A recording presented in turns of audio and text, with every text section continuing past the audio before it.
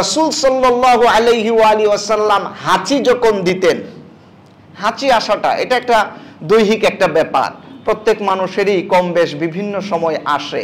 আল্লাহ রাসূল সাল্লাল্লাহু আলাইহি ওয়াসাল্লাম বলেন হাঁচি এটা মস্তিষ্কের ক্লেদ দূর করে, হাঁচি আসে আল্লাহর পক্ষ থেকে, সুবহানাল্লাহ। আর হাই যেটা হাই তোলা, রাসূল বলেছেন এটা আসে শয়তানের পক্ষ থেকে। এই জন্য আল্লাহ রাসূল দুইটার সময় দুটা আমল বলে দিয়েছেন। যখন হাঁচি আসবে, হাঁচি দেওয়ার পরে বলতে হবে আলহামদুলিল্লাহ। যখন হাই আসলো তখন হাত দিয়ে তারপরে মুখটাকে চেপে ধরে রাখতে হবে। আল্লাহ রাসূল সাল্লাল্লাহু আলাইহি ওয়াসাল্লাম এক হাদিসে বলেছেন, কেউ যদি হাত দিয়ে অথবা কোনো রুমাল দিয়ে মুখ না ঢাকলো, তাহলে কি হলো, ও যখন হা করে তখন ওই দিক দিয়ে শয়তান প্রবেশ করে, নাউযুবিল্লাহি মিন যালিক। এজন্য আমরা হাই আসলে পরে হা করে এভাবে হাই দিব না।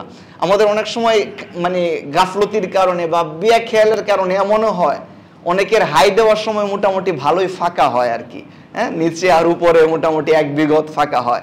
মশা মাছি যে কয়টা ঢুকতে পারে আল্লাহ ভালো জানে। মাঝে মাঝে কিন্তু এরকম হয়, দেখবেন বেখেয়ালি করে এরকম হাই তুলছেন, হঠাৎ করে মাছি একটা ঢুকছে, মশা একটা ঢুকে গেছে, এরকমটা হয়।